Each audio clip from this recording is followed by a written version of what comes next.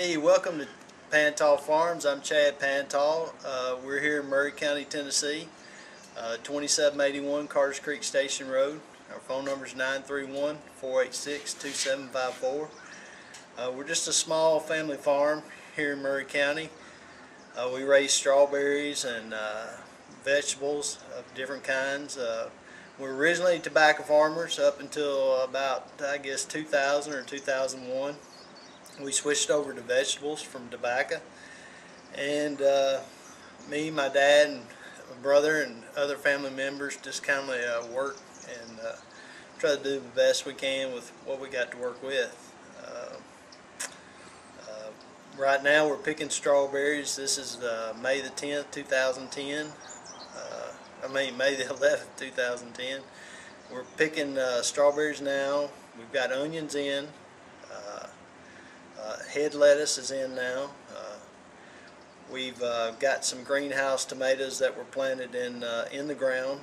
Were planted March the 27th, so we're hoping that we'll have some kind of picking by mid-June or maybe early June, and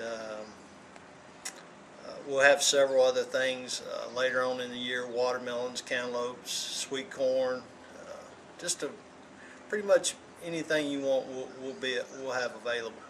Do you use all the land for the gardens? Or? We have this farm here. We use probably about a third of the ground for vegetables and the fruit production. Then we have another place that we raise potatoes and squash and other things over there, and melons. It's at my grandparents' farm. How long have you been here? The farm's been here, we've owned the farm since '78.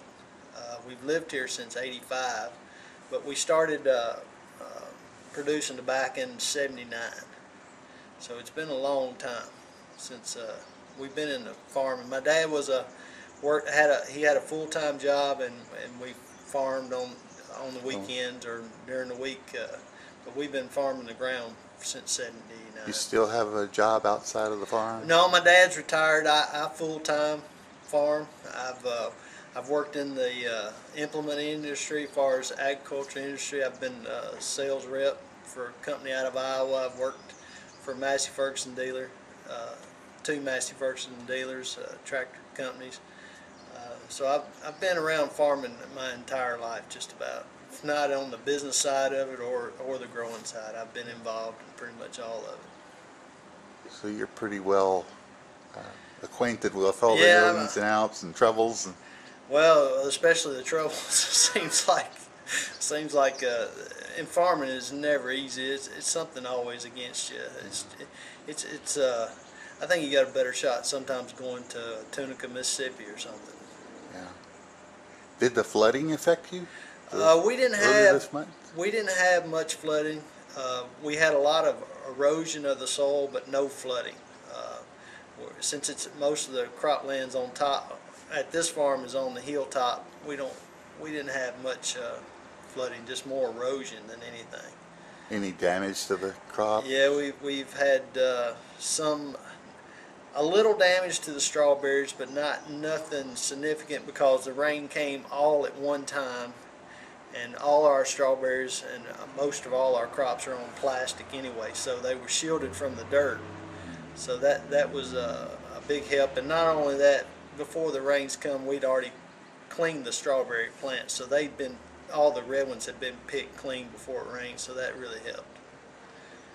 I imagine the advantage of picking your own crops is you get to select your own, and you get to go through and pick out the ones you think are the best. Right. Well, I'm kind of a particular person. I'm very, I guess, particular about what I want somebody to have. If it's not the best, I don't want it. I don't want to give it to them.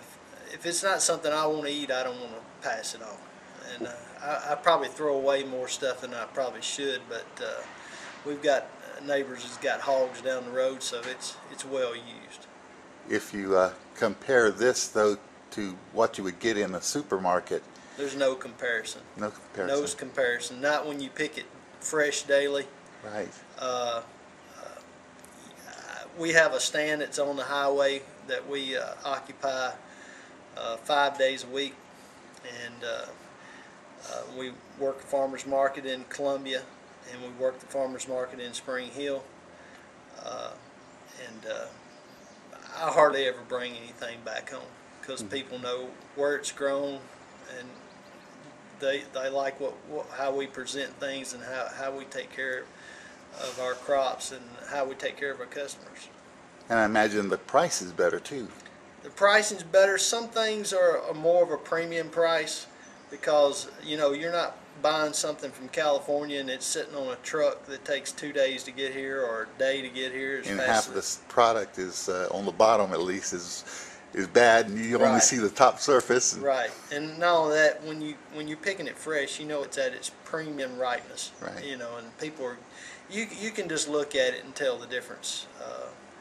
It's like going to Kroger or Publix. You can look at their squash and zucchini on the shelf, and it's not fresh.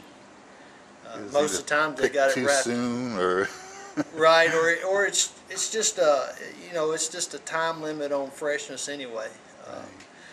It's kind of like to get the best out of the watermelon, the best out of the strawberry, you almost got to carry it to the peak of from ripe to rotten to get the best flavor out of it.